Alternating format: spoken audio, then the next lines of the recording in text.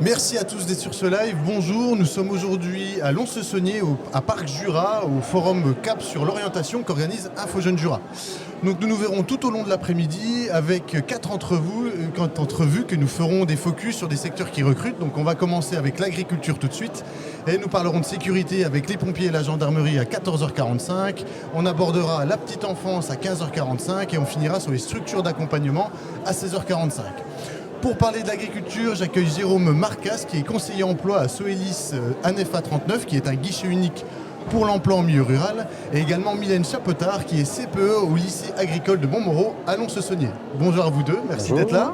Donc Jérôme, moi je précisais, du coup tu es à Soelis, est-ce que tu peux présenter Soelis dans un premier temps ? Oui, alors Soelis, on est l'association départementale du Jura, spécialisée sur le travail pour la promotion des métiers dans l'agriculture, la viticulture. On est dans le conseil aussi, ça représente 1300 adhérents pour à peu près 1000 salariés tout au long de chaque année.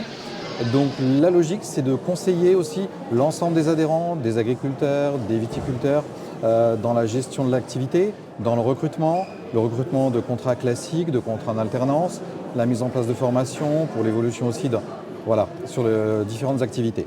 D'accord, et du coup toi tu es conseiller au sein de cette structure-là. Donc qu'est-ce que tu fais concrètement au niveau du conseil, jusqu'où ça va ? Alors dans l'équipe, on est une dizaine de personnes et on s'appuie sur des agriculteurs, administrateurs dispatchés sur l'ensemble du territoire jurassien qui nous aident aussi également dans nos tâches. Et le conseiller à l'emploi est à disposition à la fois des adhérents, des partenaires. C'est vrai qu'on a un excellent partenariat avec le CFPPA de Montmoreau par exemple, dans le cadre du GIEC, Jura Calif, qui est une émanation lié à Soelis, qui gère spécifiquement notamment tous les contrats en alternance. Contrat d'apprentissage, professionnalisation, voilà.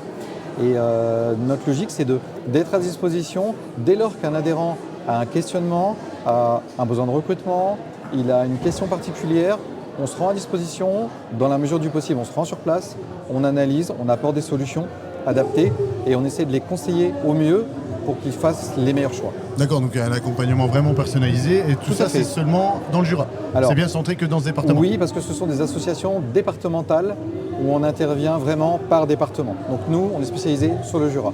D'accord. Et toi du coup Mylène, donc j'ai dit tu es CPE donc au lycée agricole de Montmoreau. Est-ce que tu peux présenter un petit peu ce lycée-là dans un premier temps ? Alors il y a le lycée qui offre des formations scolaires autour de deux pôles majoritairement, donc l'agriculture et l'environnement, mais on propose aussi du bac général, plutôt à dominante scientifique. Et on a aussi, puisqu'on est un campus, on a aussi un centre de formation pour apprentis, aussi dans ces domaines-là. Et on recrute des jeunes qui viennent de la 3e jusqu'au BTS. Et on a aussi un pôle de formation pour adultes, et on travaille... Et toi, du coup, tu es CPE, donc si je me souviens bien, CPE, c'est si on fait une connerie, c'est chez toi qu'on envoie, oui, entre autres. Pas que. Donc CPE, conseiller principal d'éducation, on est surtout là pour être en appui des équipes pédagogiques sur le suivi des jeunes, garantir leur bien-être pour qu'ils puissent bien apprendre. Et puis on œuvre beaucoup aussi en projet pour tout ce qui est éducation à la citoyenneté. Et oui, il y a des recadrages parfois, mais voilà. C'est pas le but du métier. Ouais, c'est pas le cas. Heureusement. Donc on va commencer tout de suite pour aller plus dans le vif du sujet.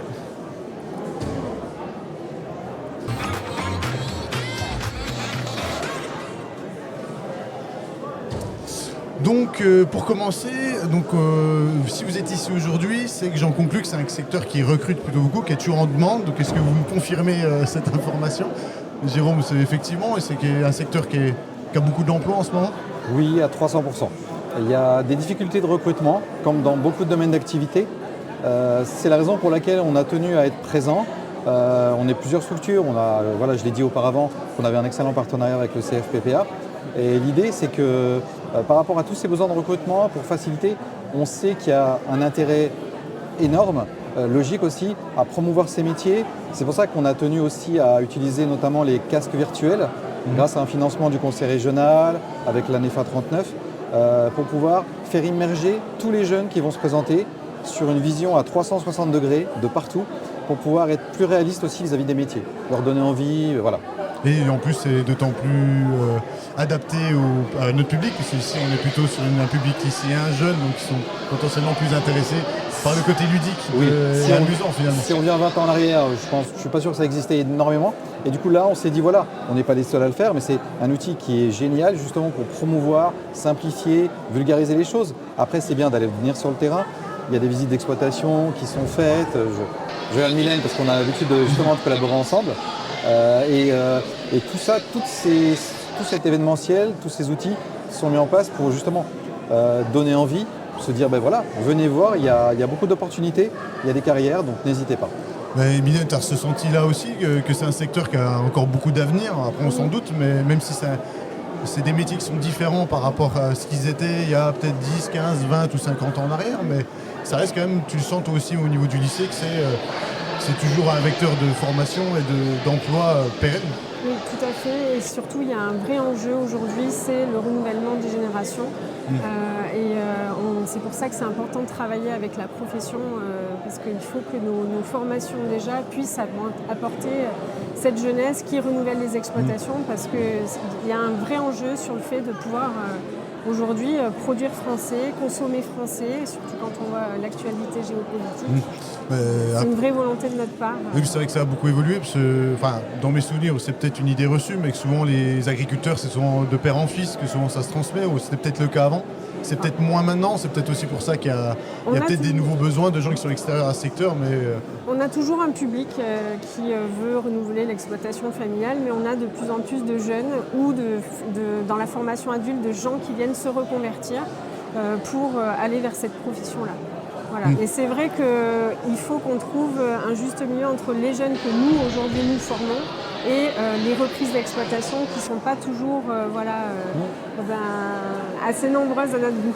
Oui, puis en plus, c'est vrai que c'est très actuel. Il y a de plus en plus de gens arrivés dans leur carrière professionnelle de se dire je vais peut-être faire un métier qui a plus de sens, qui est plus logique plutôt qu'être enfermé dans un bureau. Donc je pense que c'est peut-être aussi ce genre de renouvellement professionnel, on va dire, qui finissent par taper à la porte de votre structure, finalement. Oui, donc, aussi. J'imagine qu'il y a un peu tous les cas. C'est vrai que ça concerne tous les métiers en extérieur, ça concerne tous les métiers du vivant. C'est vrai qu'on a dû réfléchir aussi, s'adapter. On a une politique de prévention qui est très tournée vers justement la prévention. On a intégré par exemple le congé menstruel pour l'ensemble des femmes, chose qu'on a été précurseur, on en est très fiers. On a aussi démontré par des statistiques que c'était quelque chose qui était utilisé en parcimonie. Et on a adapté aussi nos outils. On a un compte TikTok pour faire des vidéos justement, pour promouvoir tout ça. Donc on a dû s'adapter, il a fallu réfléchir, se remettre en question en se disant voilà la ligne de conduite, voilà ce qu'on peut faire, voilà ce qu'on doit faire. Oui, parce que c'est vrai que c'est peut-être un secteur qui était très poussiéreux, entre guillemets, vu qu'ancien. Et se dire que c'est un secteur qui évolue avec son temps et qui n'est pas stagné à ce que ça pouvait l'être à l'époque. En tout cas, les irréçus qu'on peut en avoir. La réglementation, la technologie, tout ça. Par exemple, si vous rentrez aujourd'hui dans un tracteur, vous allez voir la différence tout de suite. Voilà, vous allez un peu avoir l'impression d'être dans la guerre des étoiles. Tellement il y a des boutons de toutes les couleurs. Mais c'est impressionnant la technologie aussi, comment ça a évolué. J'avais fait du woofing, je ne sais pas si vous voyez c'est quoi, dans une structure. Donc le woofing, ça vous permet en gros de travailler pendant plusieurs semaines gratuitement, mais en ayant du coup le logis nourri, etc. Et du coup effectivement j'étais rentré dans un tracteur comme ça où on ne s'attend pas à quel point c'est vachement... On est quand même loin du tracteur qui va au bois que j'avais quand j'étais gamin, où c'était inconfortable, très bruyant. Là au final c'est plutôt climatisé, c'est des sièges comme les routiers en fait. Des sièges qui sont très adaptés pour le dos, etc. pour éviter de se casser le dos, parce que c'est un vrai problème aussi. Donc voilà, c'est des métiers qui évoluent technologiquement et même dans les mentalités finalement. Et dans les programmes d'éducation aussi, parce qu'on intègre les enjeux environnementaux et on essaie aussi de décloisonner cette idée que l'agriculture et l'environnement ne peuvent pas fonctionner ensemble. Donc nous, on le vit tous les jours dans notre établissement, surtout qu'on a les deux filières. Donc on a plein de stratégies avec des projets en commun, notamment la plantation d'haies ou aller sur de l'agroforesterie, des choses comme ça, de l'agroécologie. Et aujourd'hui, les programmes tendent à aller vers ce chemin-là, en tout cas. Ok. Et du coup, ce qui me fait penser au niveau de vous des formations, parce que c'est un secteur, on se dit, qui était très masculin à une certaine époque. Est-ce que ça a changé aussi ça, ou au final, on sent qu'il y a de plus en plus de femmes qui s'orientent vers ces métiers-là, qui semblaient peut-être à la base moins adaptés, évidemment avec des gros guillemets, mais peut-être moins légitimes que ça pouvait être il y a 20 ans, c'est peut-être moins le cas maintenant, j'imagine. Alors, je ne dirais pas qu'on est allé jusqu'à renverser la tendance, Oui. mais effectivement, Mais ça a évolué quand même. oui, les filles font partie de ces formations-là. Selon les années, elles prennent plus ou moins de place, mais on essaie aussi encore, et il faut travailler encore sur ces mentalités essayer un peu de qui changer. laissent peu de place parfois aux femmes. Mais je trouve qu'il y a beaucoup de choses de faites et un joli chemin de parcouru déjà. Et du coup, pour en venir aux formations, comparé qu'elles ont évolué, concrètement au lycée du Comont-Moreau, quelles formations vous proposez, à quel niveau, etc. Alors, sur le pôle de formation des apprentis, ils accueillent les jeunes dès la 3e puisqu'ils proposent des CAP. Donc, ils peuvent aller sur le côté jardinier, paysagiste, ils peuvent aller aussi vers de l'agriculture. Ils ont les bacs pro comme au lycée, donc autour de l'agriculture, conduite et gestion de l'entreprise agricole.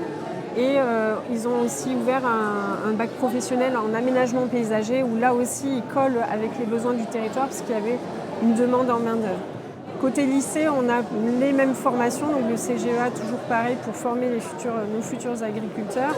Et on a aussi le bac pro GMNF, donc plutôt gestion du milieu naturel et de la faune, là pour aller sur de l'entretien d'espaces verts, protection de l'environnement. Ah oui, donc le côté agricole est large en fait. Voilà. C'est pas juste être paysan et gérer une exploitation, ça peut être paysagiste justement. C'est des métiers qui n'ont absolument rien à voir. Voilà, c'est les métiers du vivant.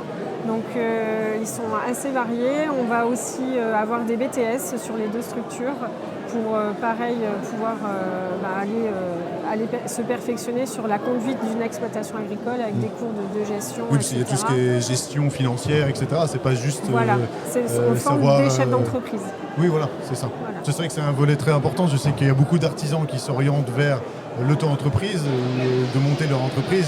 Mais pour en avoir connu beaucoup, être artisan et monter une entreprise, c'est pas les mêmes compétences. Et des fois, on se retrouve au bout de quelques années à se rendre compte que c'est plus compliqué que prévu. Donc, je trouve ça bien qu'il y ait ce volet-là quand même dans cette formation, de rappeler qu'il y a toute une gestion à avoir et pas simplement aimer les animaux, entre guillemets. Oui. J'exagère volontairement. Ça reste à la base des métiers où on a... Excusez-moi tout le monde, est-ce que... Alors on va demander à... Désolé, on a un petit contretemps en présentiel. Olivier, je ne sais pas si on entend bien.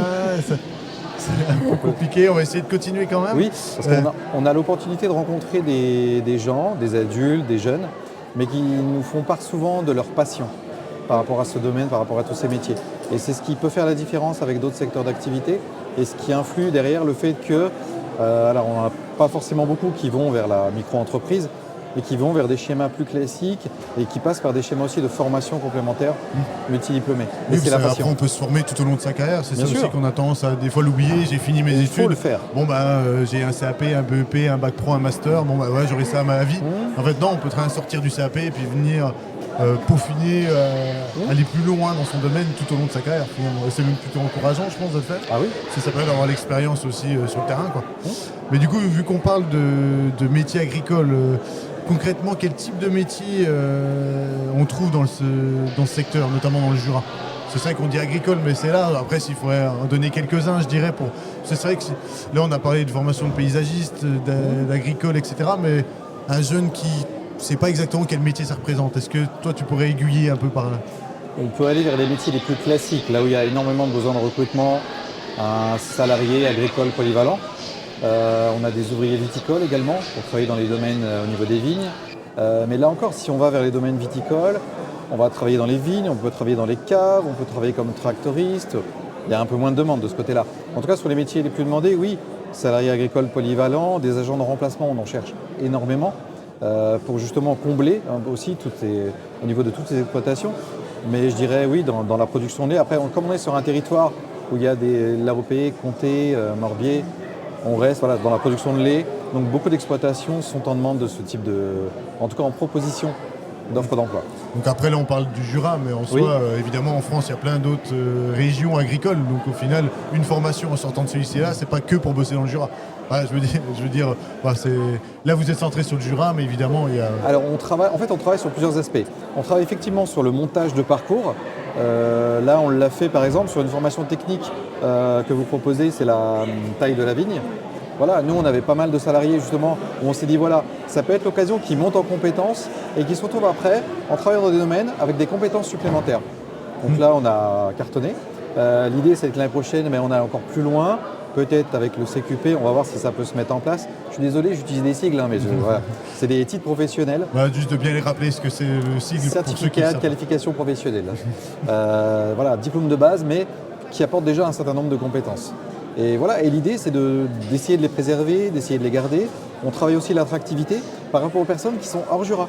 C'est-à-dire qu'on va travailler l'attractivité avec des gens qui sont en Bretagne, en Occitanie, peu importe, pour leur dire, on est contacté par des gens qui nous disent « je rêve de venir m'installer dans le Jura ». On en a plusieurs comme ça.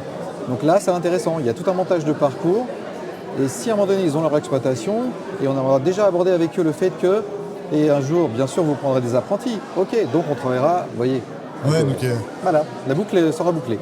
Mais du coup, ça représente, vous au niveau du lycée, ça représente combien de jeunes par an en donnant une fourchette, je ne veux pas le nombre précis, mais juste pour avoir une espèce d'horizon de combien de jeunes viennent se former dans le secteur agricole. Sur le CFA, on est à peu près à 380 jeunes et sur le lycée, on est à peu près à 470, 480. Donc ça représente quand même pas mal, mais il n'y a pas de sélection particulière. Ça peut être des fois la crainte, je pense notamment à des études supérieures, ou des fois, je prends des grands noms, mais en médecine, etc., on sait qu'il y a un nombre de places limitées, c'est le meilleur qui aura plus de chances d'être accepté ou de pouvoir intégrer. Est-ce qu'il y a aussi ce côté-là, ou au contraire, non, s'il y a la motivation est là, pas de souci? Si la motivation est là, il n'y a pas de souci, mais il y a quand même 2 processus de recrutement. Donc à l'entrée en seconde pour la partie lycée, formation scolaire classique, il y a une demande à faire sur EduConnect et après les jeunes sont intégrés en fonction de leurs vœux. Et sur l'accès au BTS, c'est via Parcoursup. Après, sur le côté apprentissage, c'est plus il faut rechercher un maître d'apprentissage. Oui, c'est ma question après, savoir si c'est l'alternance était possible. Avoir son bac, bien sûr, pour les BTS. Oui, voilà. Après, mais il y a certains points à devoir cocher pour pouvoir intégrer la formation, mais le manque de place n'est pas une des contraintes.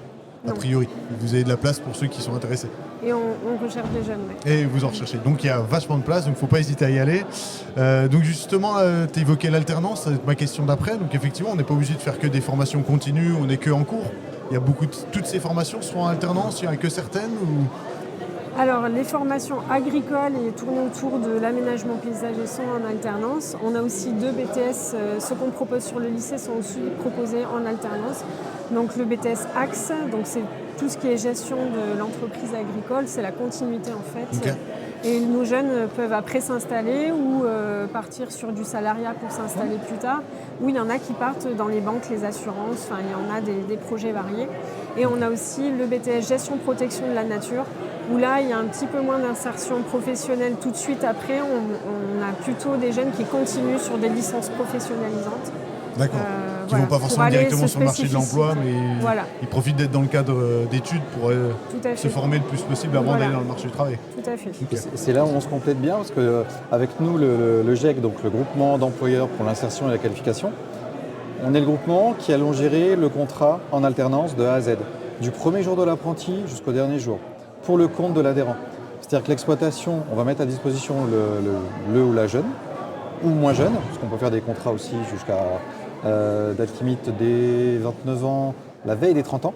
Et donc par rapport à ça, on va gérer l'ensemble des formalités administratives, la mise en place du contrat, la déclaration unique d'embauche, l'organisation de la visite médicale, le suivi de l'apprenti. En fait, le suivi de l'apprenti, on va le faire conjointement avec les tuteurs, tutrices, c'est ça, voilà, au niveau du CFPPA. Et donc on prend le relais, parce qu'on est l'employeur.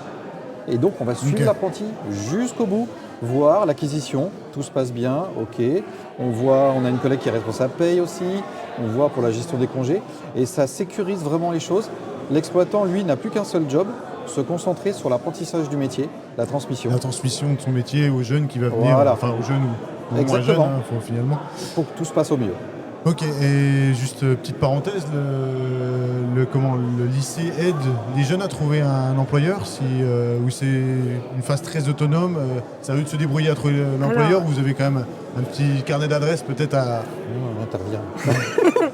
Sur le lycée, donc déjà ils ne cherchent pas d'employeur, c'est plutôt des lieux de stage pour faire les stages tout au long de leur formation. Donc là on les invite à eux chercher des stages parce que c'est important pour la logistique, etc. Et c'est aussi des premières démarches professionnalisantes que de faire un CV, de faire une recherche, de se présenter, de passer un Ouais, donc entretien. il faut qu'ils fassent ces démarches-là aussi. Voilà, tout à Parce fait. qu'un jour, ils devront le faire tout seuls.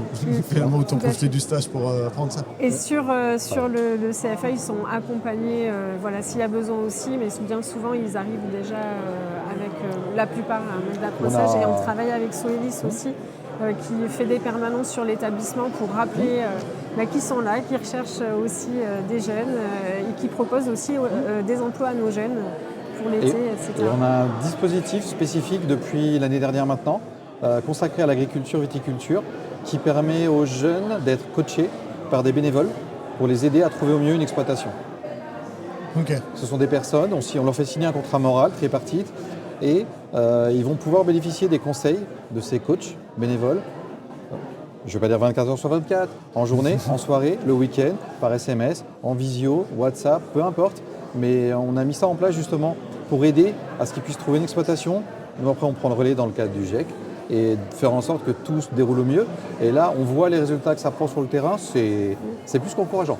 Et Ok. nous, nos jeunes, dans le cadre de leur formation, sont accompagnés par les enseignants pour apprendre à constituer un CV, une lettre de motivation et faire déjà ces premières démarches et travailler sur leur orientation. Ok, et du coup, les jeunes qui font les formations chez vous, déjà, ils trouvent tous du boulot. C'est quoi, il y a un pourcentage précis ou déjà, s'ils vont au bout de la formation, c'est très très rare qu'ils ne trouvent pas de boulot derrière? Alors A priori. ça dépend des filières, puisque je n'ai pas parlé de la filière générale et technologique. Donc ces filières-là, elles ont vocation à ce que les jeunes poursuivent leurs études. On ne va pas, comme sur les bacs pro ou sur le CFA, aller directement vers l'emploi. Il y en a quelques-uns qui le font, mais ça reste à la marge. Et après, sinon, oui, ils sont quand même bien intégrés dans la vie active après ces bacs pro. Ah, excusez-nous, il y a pas mal de monde, il se passe pas mal de choses au forum. Donc là, c'est une intervention des gendarmes avec un chien. Donc c'est pour ça qu'on l'entend. Donc c'est animé par ici. J'ai une dernière question à vous poser à vous deux. C'est s'il y avait un métier que vous auriez à conseiller à un jeune qui voudrait s'orienter vers l'agriculture, quel métier vous conseilleriez aux jeunes? Parce que, un, peut-être facile d'accès, deux, peut-être plus à l'aise financièrement, trois, peut-être que c'est plus facile de se déplacer. Voilà. Est-ce que vous deux, vous avez un métier que vous conseilleriez? Merci déjà de poser la question. On est bien embêtés. J'ai conscience qu'elle n'est pas simple. Non, parce qu'en fait, il y a tellement d'opportunités. On voit dans le Jura, alors c'est sûrement le cas dans d'autres régions, d'autres départements, on a des opportunités de CDD, de CDI, de contrats en alternance, de formation pour adultes. On a aussi beaucoup de contrats saisonniers. Quand on dit saisonnier, on a des chantiers énormes, deux principaux, la castration des maïs, sur le secteur un peu Nord-Jura, et on a les vendanges sur tout l'arc jurassien. Donc on a tellement une ribambelle de propositions que C'est compliqué d'en choisir un. C'est compliqué, je te laisse la main, vas-y, je t'en prie. Je ne sais pas si j'arriverai à répondre moi non plus, tout simplement parce que je ne veux pas privilégier un métier plutôt qu'un autre. En tout cas, moi, ce que je dis toujours aux jeunes, c'est de privilégier les expériences et de ne pas hésiter surtout à aller à l'étranger pour voir ce qui se fait ailleurs, pour après ramener aussi le savoir-faire sur le terrain, sur le Jura, sur leur exploitation ou autre. D'accord, bah écoute, Jérôme et Mylène, merci d'avoir pris le temps, ces 20 minutes, là, de discuter avec moi. Plaisir. Donc si jamais vous êtes intéressé pour le secteur d'agricole, on a fait un livret sur les métiers de la vigne et du vin. Donc un livret qui est disponible sur notre site jeune-bfc.fr, donc évidemment disponible gratuitement. Si jamais vous avez besoin, si jamais vous êtes étudiant, vous avez besoin de trouver un job d'été, à titre d'info, le 26 février à Jura Park, ici, il y a un forum job d'été qui va aider tous les étudiants à venir rencontrer des professionnels pour trouver votre métier pour cet été. Sinon, sur cette chaîne YouTube, il ne faut pas hésiter à nous suivre. On a toute une programmation de live. La prochaine, c'est le 20 février sur les formations au premier secours. Ensuite, on parlera des métiers de la forêt et du bois, de trouver son job d'été, trouver son maître d'apprentissage et tout savoir sur le logement. Merci encore d'être venu, merci à vous de regarder cette vidéo.